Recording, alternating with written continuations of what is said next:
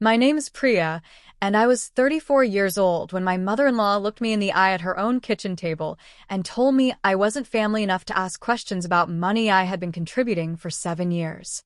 I want you to hold that sentence for a moment, because I held it for 3 weeks, right up until the morning of my father-in-law's will reading, when an estate attorney opened a document that Franklin Osei had prepared in private, without telling anyone, and read my name aloud in a room full of people who had spent years making sure I understood exactly where I ranked in this family. Her exact words, when I asked to see the account statements for the college fund I had been funding at $1,600 a month, were, "You're not family enough to audit us. This is between blood. You contribute and we manage. That's always been the arrangement." I didn't argue. I thanked her for her time. I drove home.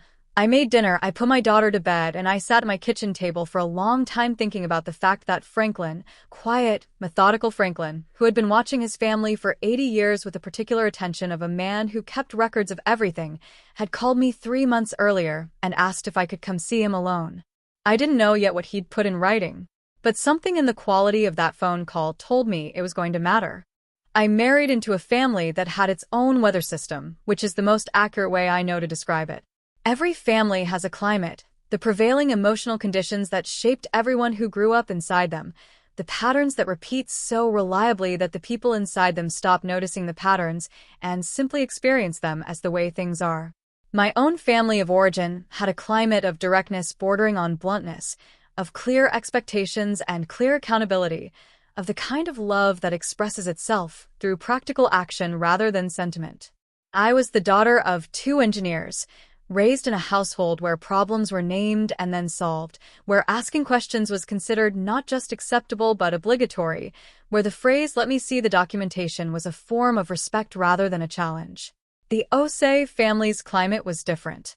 It was not a cold climate. I want to be precise about this because the story I am telling could give that impression, and it would not be accurate.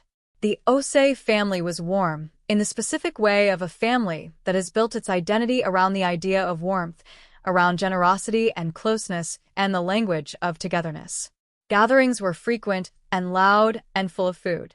Loyalty was the highest value. The family took care of its own, a phrase I heard in the first month of my relationship with my husband Kwame and continued to hear for every year of our marriage. What I did not understand in the beginning was the precise meaning of its own in that sentence. I understood it to mean the family as a whole, the extended network of people who gathered at Sunday dinners, who showed up for emergencies, who contributed to the collective good of the household.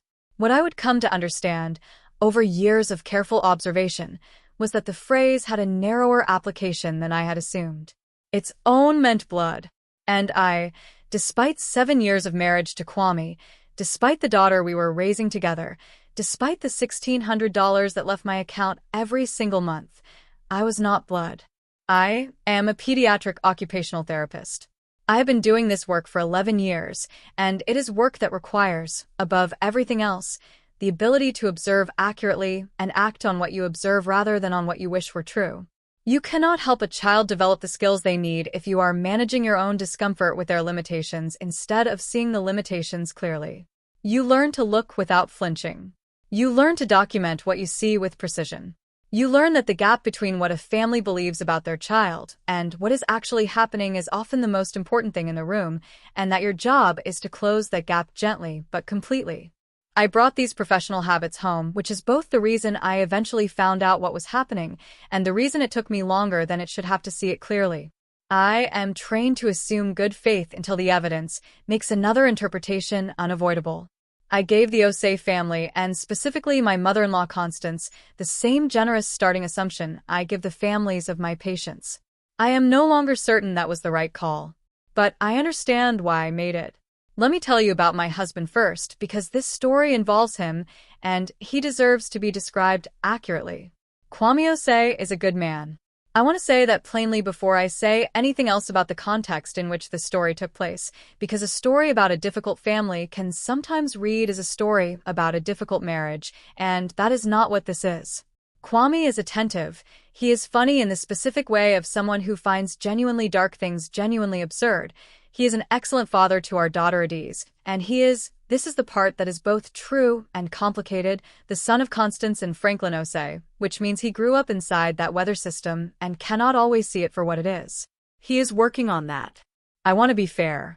Our daughter Adiz was 3 when this story begins in earnest.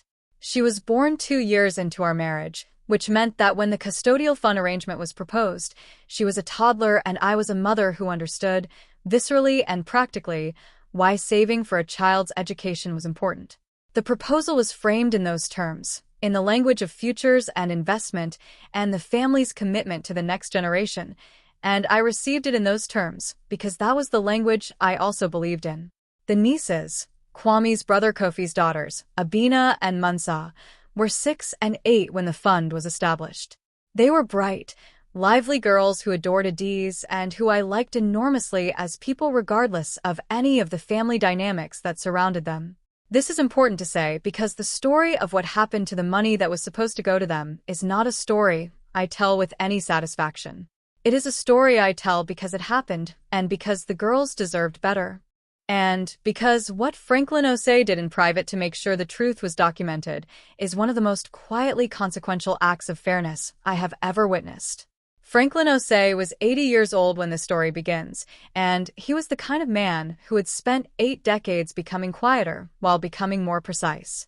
He had immigrated from Ghana in his late 20s, had built a small but solid contracting business that he ran for 30 years before passing it to Kofi, and had retired into the focused, unhurried existence of a man who had earned the right to pay attention to exactly what he chose to pay attention to. He read extensively. He kept a journal in the careful handwriting of someone who had learned to write in a different language and had never lost respect for the act. He had a filing system in his study that his children found excessive and that I, the daughter of 2 engineers, found completely sensible. He and I had an understanding that had developed slowly over the years of my marriage, the way certain understandings do, not through explicit conversation, but through the accumulation of small recognitions.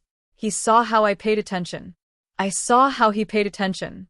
We talked about his contracting work, about my therapy practice, about Adiz, about the particular challenge of being precise in a world that prefers approximate. He never commented directly on Constance's management of the family's finances. But he asked questions sometimes, careful, specific questions that told me he was tracking something I had not yet fully examined. I should have paid more attention to those questions earlier. I understand that now. The Osei family lived in Fenwick, a substantial suburb about 40 minutes from the city, where Kwame and I had our home.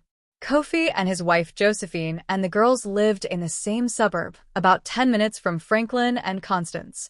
Kwame and I were the outliers, the ones who had moved to the city for my practice and for Kwame's work in urban planning, the ones who attended family gatherings faithfully but did not live inside the daily texture of the Fenwick household.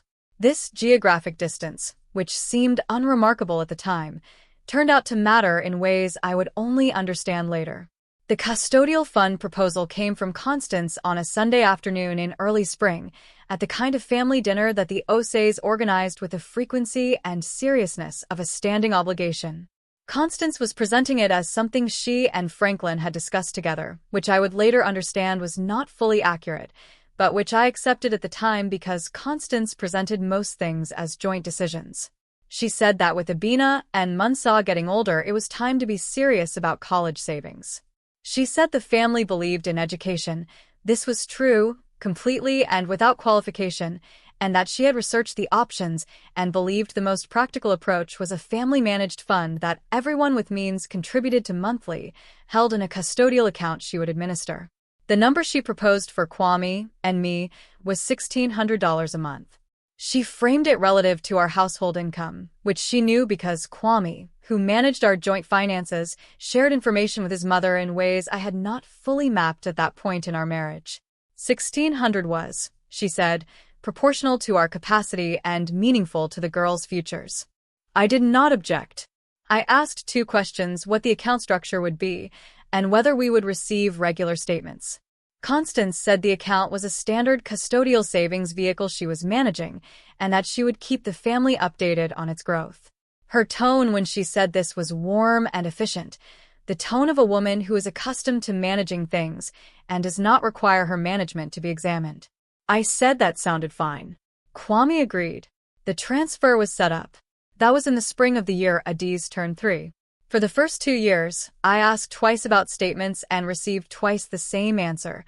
That Constance was managing it carefully and would do a full family update at the end of the year. The end-of-year update, both years, was a verbal report at a Sunday dinner. The girls' fund was growing, it was on track. The family should feel good about what they were building for Abina and Mansa. No documents were shared. No numbers were given. I noted this. I did not press it. I told myself that the absence of documentation was a management-style difference, not a signal of anything more significant. I was, as I said, trained to assume good faith. In the 3rd year, Kofi mentioned at a family dinner that he'd been looking at college savings plans and wanted to understand what the family account was actually structured as, whether it was a 529, a UTMA, or something else because the tax treatment varied, and he wanted to factor it into his own planning. Constance's response was smooth and entirely opaque. She said it was a dedicated savings vehicle she was managing, and that she would share the details when she had her paperwork organized. Kofi did not push further. He had grown up inside that weather system, and not pushing further was, for him, the path of least resistance. I watched that exchange. I watched Kofi accept the answer. Something in me made a small, careful notation. In the 4th year, Abina, who was now 10 and had a precise, focused quality about her that I recognized from my professional work as the hallmark of a child who pays attention, asked her grandmother at a Sunday dinner when she could see her college money. She said her teacher had been talking about savings accounts at school, and she wanted to know what hers looked like. Constance told her, warmly, that it was being managed and growing, and that she didn't need to worry about it. Abina nodded and returned to her food, and I watched her face, the slight contraction around her eyes of a child who has been given an answer that isn't quite the shape of the question she asked, and I made another notation. The 5th year brought the first moment of real friction. Kwame and I were having a conversation about our own retirement savings, and I had been doing a full financial review of our household accounts, and I had pulled up the records of our outgoing transfers to trace where our money was going. $1,600 a month, for 52 months, was $83,200. I was looking at that number, a solid, real number, 2 years from crossing 6 figures, and I said to Kwame, in the even tone I use when I am about to raise something I have been thinking about for a while, I think we should ask to see the account statements. Kwame's response was not defensive. He is not a defensive person. He said he thought that was reasonable and that he'd raise it with his mother. He raised it at the next family dinner, in the low-key way that was his natural register for everything. Constance's response, also low-key, was that she had the records and would put together a summary. The summary did not come. Kwame, who was occupied with a large planning project at work and who had a deep and practiced tendency not to follow up on Constance-related commitments, did not chase it. I waited 1 month. I raised it again, directly this time. Not through Kwame, but in a private conversation with Constance in her kitchen while Kwame and Kofi were watching a match in the living room and the girls were upstairs with Adiz. I said, as calmly as I would say anything, Constance, I've been asking about the account statements for a while now. I'd really like to see them. Can we set a time to do that? She looked at me for a moment with the expression of a woman recalibrating. And then she said, in a tone that was still controlled but no longer warm, Priya, I appreciate your diligence. But this is a family account and a family decision. You contribute and we manage. That's always been the arrangement. The girls are taken care of. I said, I understand that. I'm not challenging the management. I just want to see the statements. She said, when I have time to organize them. I let it go that evening. I called my mother-in-law's bluff, which is to say I accepted her answer while understanding that it was not, in fact, an answer. 6 months after that conversation, in the 6th year of the arrangement, I asked again. This time I asked in writing, a text message, simple and direct. Constance, can you send over the college fund statements when you have a chance? I want to make sure everything is on track. Her response came 4 hours later. Priya, things are fine. I'll get you something when I have a moment. There's no need to worry. No statement ever came. In the 7th year, With the total I had contributed now approaching $115,000, I made an appointment with a family financial advisor, a woman named Rosalind Ferreira, who I had been referred to through a colleague and who specialized in blended family financial disputes. I brought my transfer records. I explained the arrangement. I explained that I had never received a single statement, that my requests had been deflected over and over, that I did not know the account's legal structure, its institution, or its current balance. Rosalind listened without interruption. When I finished, she said, "The first question I'd want answered is whether the account actually exists as described. Do you have any evidence of the account beyond what Constance has told you verbally?" I did not. She said, "That's where I'd start." I went home that evening, and I did what I had been trained to do when the gap between what a family believes and what is actually happening becomes too wide to step over. I stopped sending the money, and I started gathering information. Then, 3 weeks later, the morning after I finally asked Constance directly for the statements, and she gave me the line I told you at the beginning of the story, "You're not family enough to audit us." Franklin Osei called Kwame and told him he wanted to see the family together. His voice, Kwame said when he relayed the message, had the particular quality of a man who had decided something. Franklin passed away in his sleep 2 weeks after that call, before the gathering could be organized. He was 80 years old, and his heart had been managed carefully for the last 4 years of his life, and he had known, his physician had told him clearly, that his time was measured. He had used that time, I would discover, with characteristic precision. The estate attorney's name was Conrad Achebe, a composed man of about 60 who had been handling the Osei family's legal affairs for 2 decades and who had, I would come to understand, been in communication with Franklin about the will's specific provisions for the better part of a year. He called Kwame 4 days after Franklin's passing to schedule the will reading. He said, in the measured language of a professional who knows when to be neutral, that there were provisions in the will that Franklin had asked him to explain in person to the full family. He asked that all immediate family members be present, including spouses. He mentioned me by name.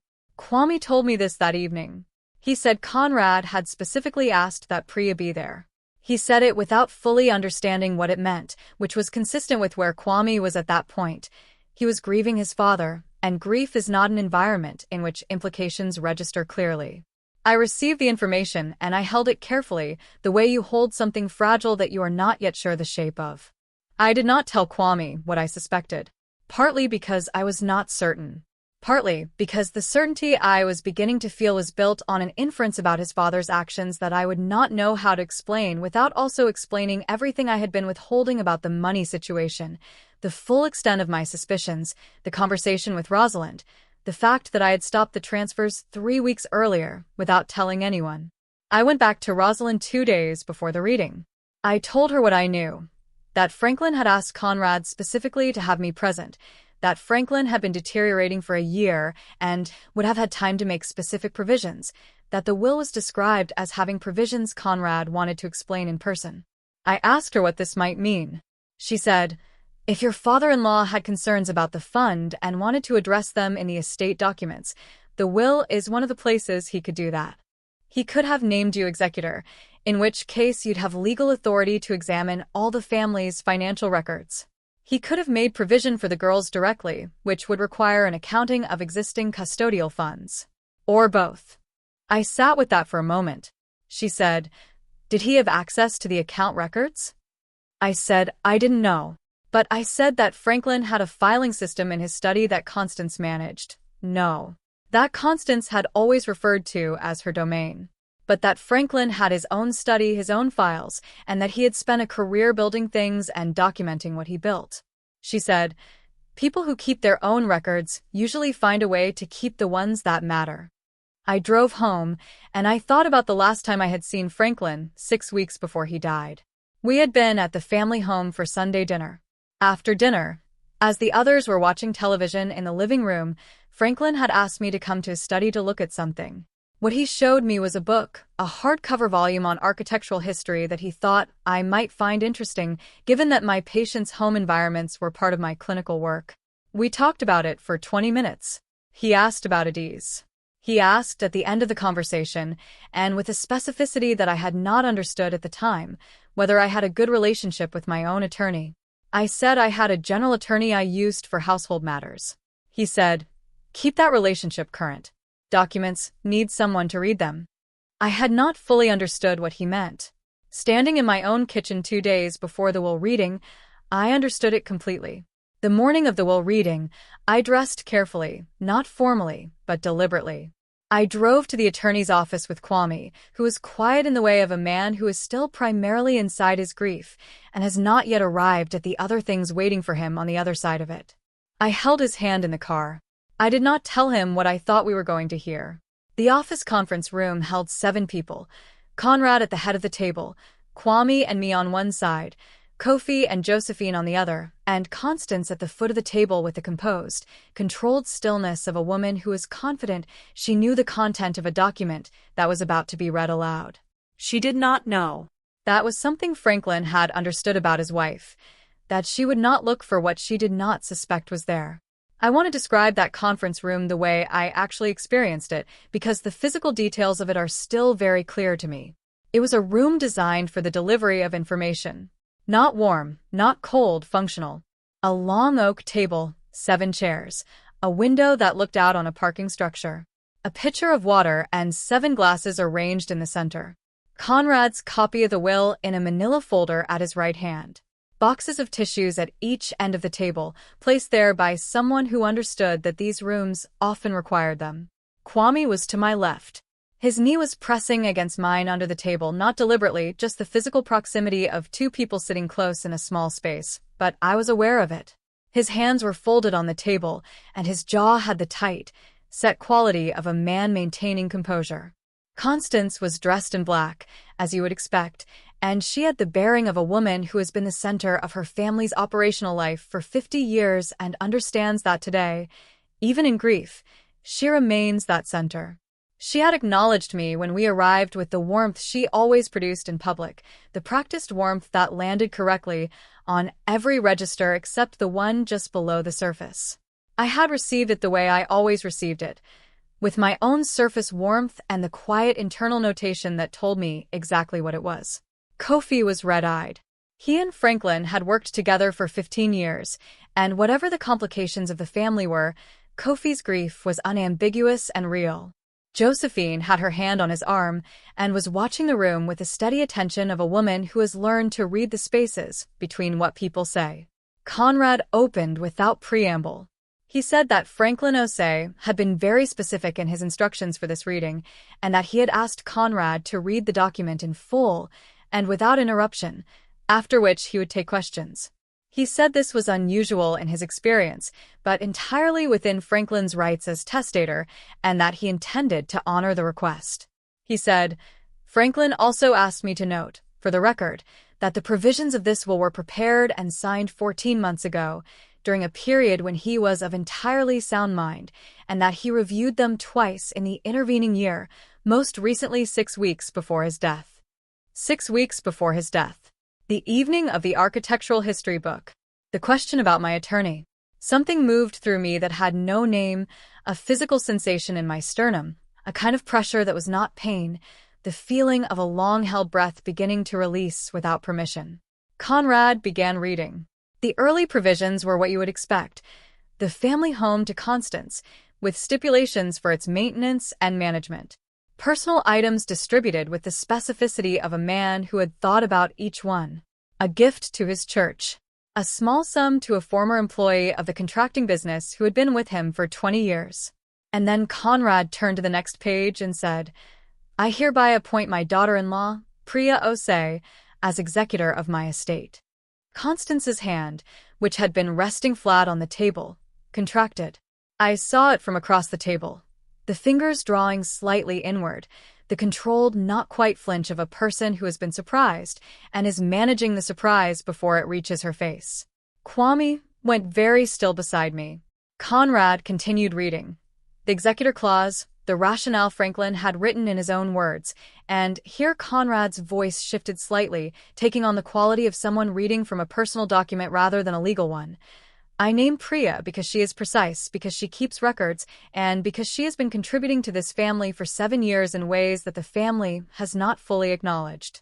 I trust her to read what is written and to act accordingly. The room was absolutely quiet. Kofi's hand had come up to his mouth. Josephine had leaned back slightly in her chair, as if she needed a different angle to take in what she was hearing. Constance was looking at Conrad with an expression that was the controlled surface of a woman whose internal accounting had just been disrupted in a way she had not anticipated and was not yet able to fully process. Conrad turned to the next section. What followed was the most precise act of posthumous documentation I have ever witnessed. Franklin Osei had attached to his will, formally, as exhibits referenced in the estate document and prepared by Conrad's office at Franklin's direction, a complete financial accounting of the custodial fund Constance had established 7 years earlier.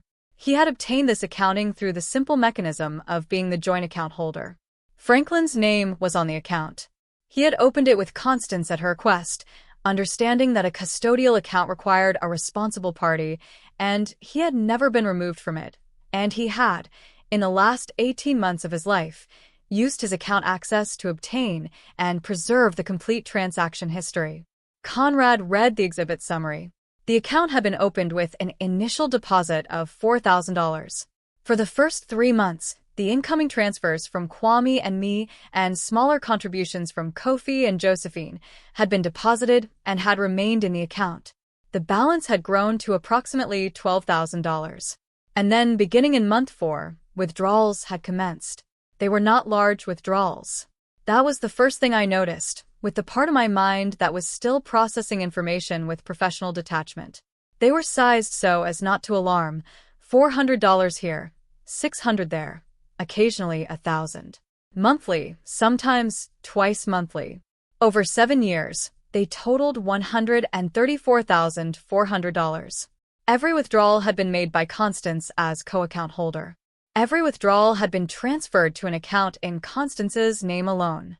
The current balance in the custodial account, as of 30 days prior, was $3,200. Conrad set the exhibit down. He said, in the neutral voice of a man who is delivering information and not rendering judgment, Franklin asked me to note that these records are attached to the estate filing and are therefore a matter of public record. As executor, Mrs. Priya Osei has full legal authority to review, act upon, or disclose these records as she sees fit. He looked at me when he said this, not with anything that could be called an expression, just looking so that I understood the direction of the sentence. I looked back at him. I nodded once. The room had a quality of silence I have never encountered before or since, the silence of 6 people who have all just been given the same information and are each processing it through the filter of what it means to them specifically. It is a different silence from the silence of, say, a room where a speech has ended or a piece of music has stopped. It is the silence of a reconfiguration. 6 people simultaneously updating a model of a shared history. Kofi said, "Dad knew." He did not say it to anyone in particular. He said it the way you say something when you are thinking aloud, and the thought has arrived before you've decided to voice it. Josephine's eyes had gone to the exhibit Conrad had read from, and she was looking at it with a focused expression of a woman who is doing arithmetic and not liking the results. Kwame's knee was no longer pressing against mine. He had shifted in his chair, very slightly, and I could feel without looking at him that his posture had changed in a way that indicated something had unlocked in his chest that had been held closed. Constance said, "There's an explanation for the withdrawals." Her voice was exactly as controlled as it had always been. I will give her that. Even now, she did not lose her composure in the room. She said it the way she said most things, as a statement of fact that established the terms of the conversation going forward. Conrad said, "Of course. As executor, Priya will be conducting a full accounting of the estate. That will be the appropriate time and setting for that discussion." I said nothing. I had a glass of water in front of me, and I picked it up and I took a sip and I set it down and I breathed steadily and I looked at the center of the table rather than at anyone in particular. My hands were entirely steady around the glass. The room held everything it needed to hold. I did not need to add to it. Conrad concluded the reading within 20 minutes of the exhibit summary. The practical provisions of the estate, the home, the financial accounts, the contracting business interests, were handled efficiently. Franklin had been thorough. He had thought through the arrangements with the same care he had applied to everything in his working life, and the document reflected a man who had spent his last months making sure that nothing he wanted said was left unsaid. The gathering in the conference room dispersed with the specific awkwardness of a group of people who need to separate before they can process what they have experienced together. Kofi and Josephine left quickly. I watched them in the parking lot through the conference room window, standing close together in a conversation that had the quality of something being reorganized from the ground up. Josephine's hands were moving in the way they move when she is working through something complex. Kofi's were still. Constance left without speaking to me. She said goodbye to Conrad with the formal grace of a woman who has spent 50 years operating in public, and she kissed Kwame on the cheek, a long moment, his face in both her hands, her eyes closed, and she walked out without acknowledging my presence in the room at all. This was, in its way, the most complete acknowledgement she could have offered. Kwame and I sat in Conrad's conference room for 20 minutes after everyone else had left, while Conrad answered the practical questions about the executor process with the patient thoroughness of someone who had been expecting this conversation and had prepared for it. When Conrad stepped out briefly to take a call, Kwame looked at me. He said, "You stopped the transfers." It was not a question. He had done the arithmetic. I said, 3 weeks ago. I was going to tell you. He was quiet for a moment. He said, "How long did you know?" I said, "I had suspicions for about 2 years. I had enough to take to an advisor about 7 weeks ago." He processed that. He did not ask why I hadn't told him sooner, which I appreciated, because it was the question I had been most uncertain how to answer. I think he understood, without my saying it, that the answer involved the complexity of raising concerns about your husband's mother to your husband in a family where the mother's management had never been questioned, and that the space between knowing something and being able to say it in a marriage can be very compressed or very wide depending on the terrain. He said, "Dad knew for longer." I said, "Yes, I think he did." He said, "He waited until he could put it in writing." I said, "That's what I think too." We sat with that for a moment. Outside, the parking structure blocked most of the afternoon light, but a line of it came through at an angle and landed on the oak table between us. Conrad came back. We finished the practical discussion. I signed the initial executor acknowledgement. Conrad gave me the contact information for the estate accountant and the filing instructions for the first 90 days. Kwame held my hand on the drive home. He didn't say much. Grief and information are difficult to carry at the same time, and he was carrying a great deal of both. The calls began that evening. Constance called Kwame at 7 o'clock. I was in the kitchen with Adiz, who was 5 and who wanted, with the focused insistence of a 5-year-old, to explain to me in detail why the drawing she had made at school was accurate and should be taken seriously. I listened to her explanation with my full attention, which it fully deserved, and from the kitchen I could hear the low, one-sided quality of Kwame's conversation in the other room, the sound of a person receiving information and not responding much. He came into the kitchen after 20 minutes and leaned against the counter and watched Adiz for a moment. He said carefully, "She wants to explain the withdrawals." I said, "I know she does." He said, "Do you want to hear it?" I said, "In my capacity as executor, yes. In my capacity as her daughter-in-law, I don't think it changes anything." He nodded slowly. He understood the distinction. The explanation, when it came in a formal conversation 3 days later at Conrad's office with Kwame present, was the explanation of a woman who had spent several days preparing it. Constance said the withdrawals had been for family expenses, costs associated with the family home, with supporting Kofi's family during a difficult financial period 3 years earlier, with a medical procedure she'd had that insurance hadn't covered. She said Franklin had known about some of it. She said the fund had always been intended as a family resource, not a strict custodial vehicle, and that she had managed it as such. Conrad listened to all of this without expression. He asked 2 questions: whether she had documentation of the expenses she described, and whether Franklin had explicitly approved each withdrawal. She said she had some documentation. She said Franklin had been aware of the account. Conrad said he would need the documentation by the end of the following week as part of the estate accounting process. The documentation she provided was partial and inconsistent, the sort of record that a person produces when they are reconstructing a justification rather than reporting what actually happened. Rosalind, reviewing it with me, pointed to 3 specific withdrawal clusters that had no corresponding documentation at all. She told me what I could do with that information as executor, and she told me what it would cost in time and money and relationship to do it. I made the same decision I had been making for years in a different direction, not the decision my previous self would have made, the one that absorbed everything quietly, but a considered one. I engaged Conrad to issue a formal demand for repayment of the undocumented withdrawals, $47,000, the portion Rosalind had been unable to reconcile against any provided documentation. I did not pursue the full $134,000. I pursued what I could document beyond question. Constance engaged her own attorney. The exchange that followed was the exchange of 2 sets of lawyers, which has its own dry, procedural quality entirely unlike the weather system I had been navigating for 7 years. It lasted 4 months. It concluded with a settlement, a lump sum paid from Constance's personal accounts into a new custodial account established in Abina and Munsaw's names, managed by a neutral trustee Conrad recommended. $41,000. Not everything. Enough. The girls do not know the full story. They know that their grandfather loved them and that his estate made a provision for their education.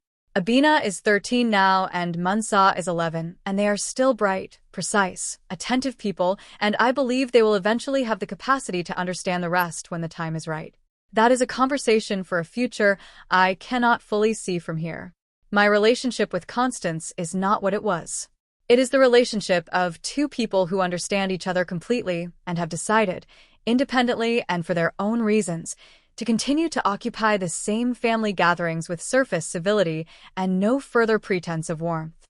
I can live with that. I have made peace with the gap between the family I imagined I was marrying into and the family I actually married into, and with the ways in which the 2 overlap more than either narrative allows. Kwame and I are well. That is the most important thing I know how to say about all of it.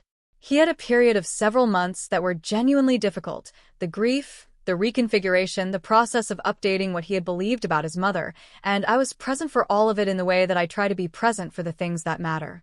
We are well. Franklin's study has been preserved as his family decided, and his filing cabinet, that extraordinary, meticulous, over-indexed filing cabinet, is going to Kwame. He cried when Conrad told him that was in the will.